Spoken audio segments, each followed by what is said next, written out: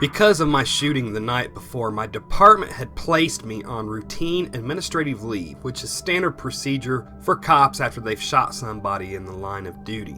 This was nice though, because with all of the events that had happened just yesterday, it was nice to be home with my family. One thing that kept going through my mind though was how much that shooting last night was nothing like you see on TV.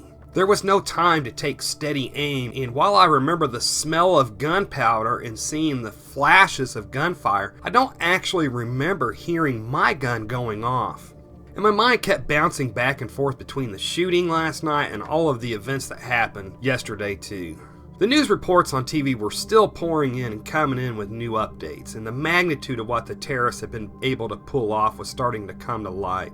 Over 30 cities across the country had had bombs set off in them, with some of the bombs being larger than others. And they also shot up 6 daycare centers and 4 grade schools in different states, along with shooting up about 10 different large shopping centers. The news reports were also saying that the terrorists had detonated secondary explosives at several of the attack sites so that it would kill many of the police and first responders that rushed to the scene.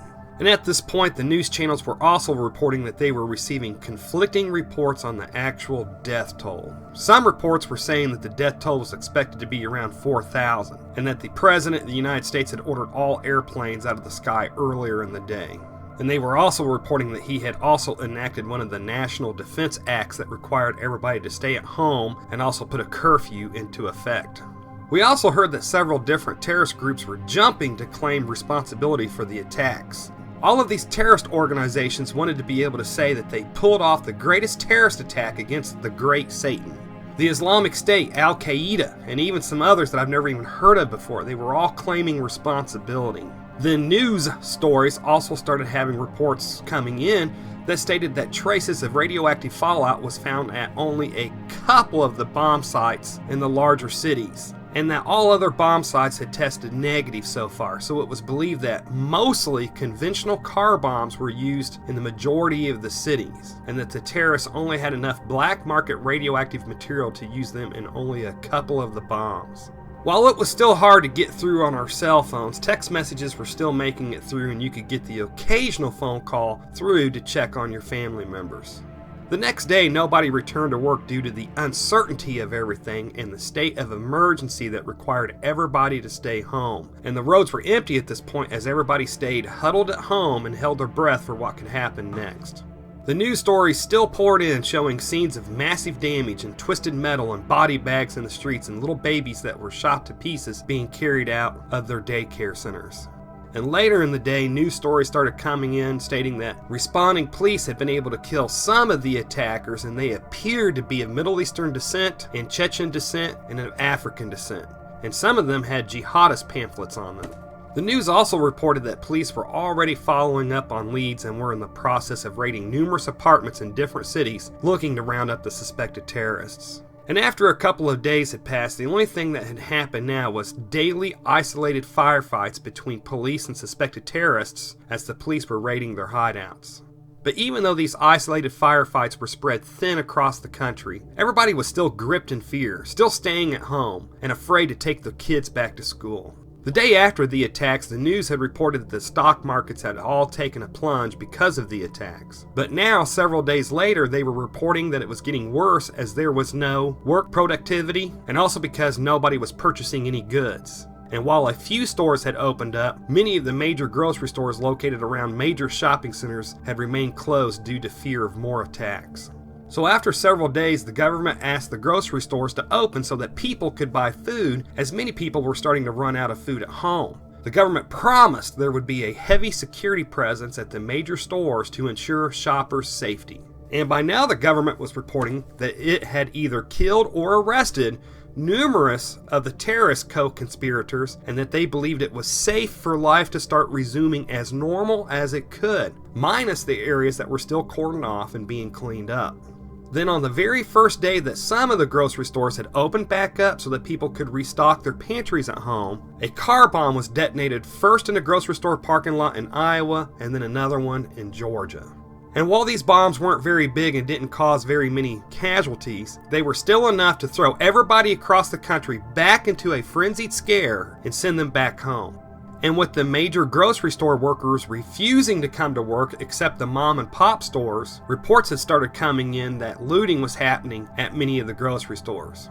And once that happened, I got called to report back to work due to the looting that was starting to happen. Now with all of this happening, all of your mom and pop stores were just being bought out and emptied out, and then the major stores inside the cities were just being broken into and just emptied out. And with law enforcement being stretched so thin in the bigger cities, they weren't able to do much about the looting. They were able to stop the looting in a handful of stores, but numerous other stores were just being looted and ransacked unimpeded. Being preppers, me and my wife had about 3 months worth of food stored back at the house, enough food to feed all of us over 2,000 calories a day, with another 9 months of food still being stored at the bug out retreat location. So luckily we didn't have to worry about getting hungry, and we weren't forced to try to go to a local store. My wife and son were able to stay home where it was safe.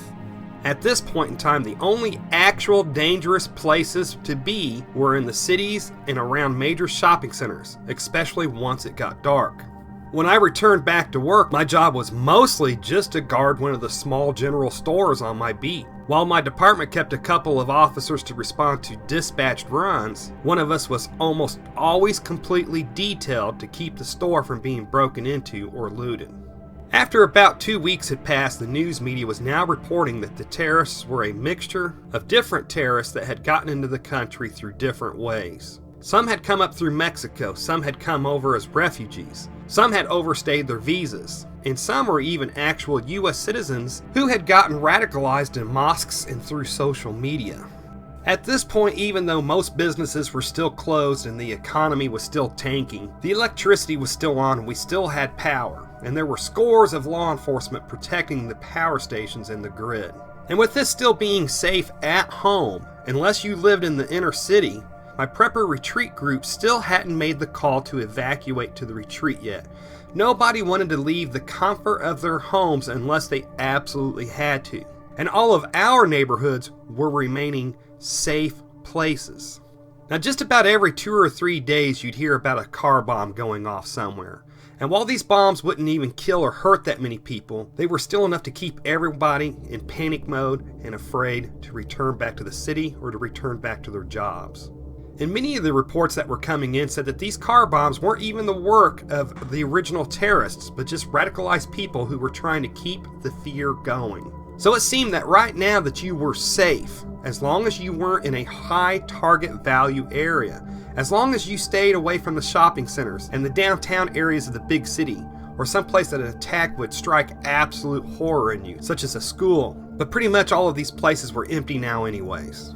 But as the economy tanked even further, many businesses were being forced to close, and the banks weren't even giving out loans to businesses, and people weren't hardly spending any money except when they absolutely had to. The first businesses to close their doors permanently were non-essential businesses such as pet daycares and overpriced coffee shops, and other non-essential businesses like that. And even though the flight ban had been lifted, hardly anybody was flying. Hardly anybody could afford to fly for business or for vacation. So several of the major airlines ended up laying off its employees and grounding its airplanes. And then the hotel workers and many restaurant employees began getting laid off. And before we knew it, the amount of people that were out of jobs began to skyrocket, and the cost of everyday goods began to skyrocket also. And this started a domino effect over the next several months. Factories started shutting down, and trucking companies began laying off truck drivers and parking at semi-trucks that were used to deliver goods. And as several months passed, our economy continued its downward spiral. With each passing day, the amount of people out of jobs kept surpassing those with jobs. And while I was still working, I was able to buy food to keep my family fed. And only I went to the grocery store. While there hadn't been any bombings in a while, I didn't want to risk it with my wife or my son. But after a while, with so many people being out of work, there weren't nearly the amount of taxes being paid. So local governments began running out of money.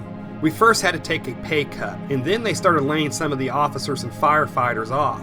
And then before we knew it, our police departments and firefighters were no longer staffed 24 hours a day. They were pretty much working us remaining police officers and firefighters only at nighttime. And if anything happened during the day, the people were pretty much left to fend for themselves.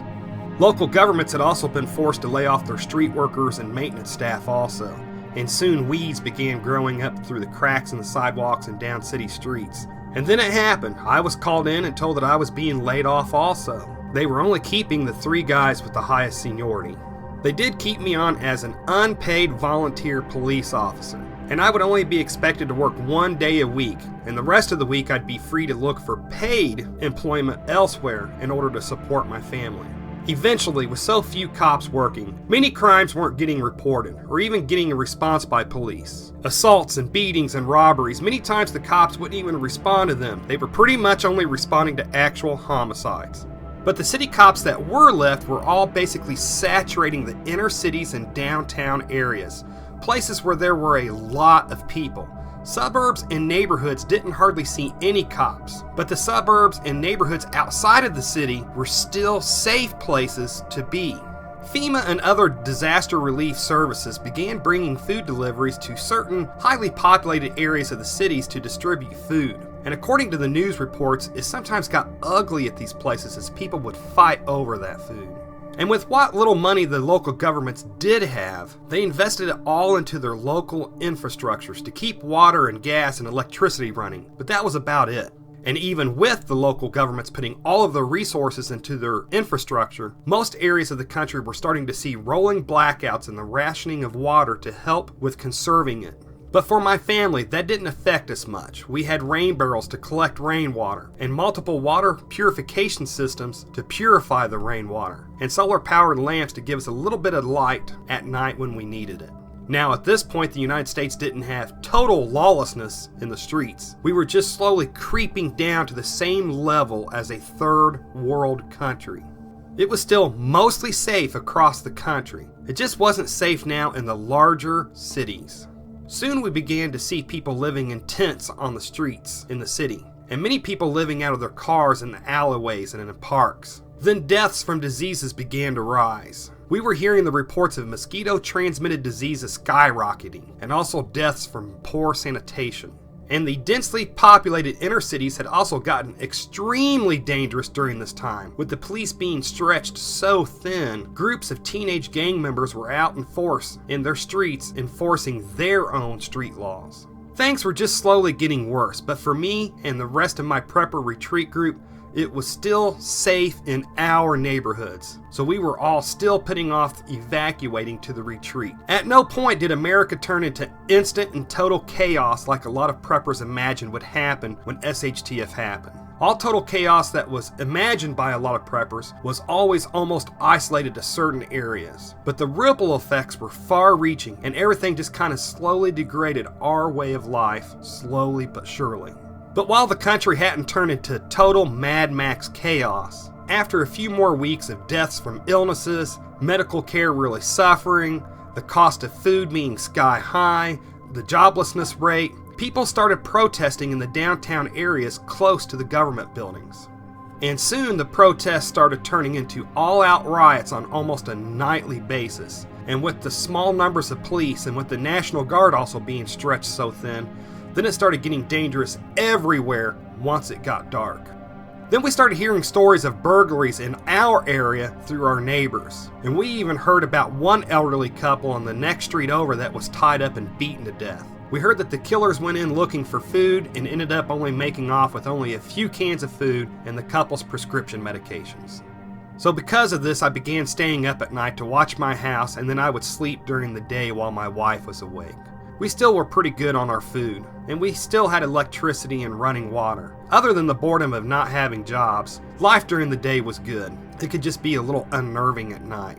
Then one night, and it was a nice night out, so I had made myself comfortable in a dark area of my side yard where I could watch my property without being seen. And it was probably about 1 o'clock in the morning, and I suddenly saw several shadowy figures walking around my neighbor's house and casing it out. I tried calling 911 first but got put on hold. I then tried calling my neighbor, but he wasn't answering his phone. I don't know if his phone was shut off or what, but he wasn't answering. I brought my night vision up to my eyes. I saw them just as they disappeared around the corner of his house. It looked like at least one of them was armed, but I didn't get a good enough look at them to be certain. I know my neighbor. His elderly mother lived with him recently until she died because she wasn't able to get her medication. And I know that he's well armed, but this was several guys. But maybe these guys would hopefully see that somebody actually lived there and they would just move on. And I wouldn't have to give up my position if they just moved on. Plus, this was still a group of guys who were probably armed, and I was by myself. But I had my rifle ready to rock and roll, and I also had my body armor on, and my mind was racing. Should I confront them now? Or should I wait to see if they walk off and only confront them if they actually start trying to break into his house?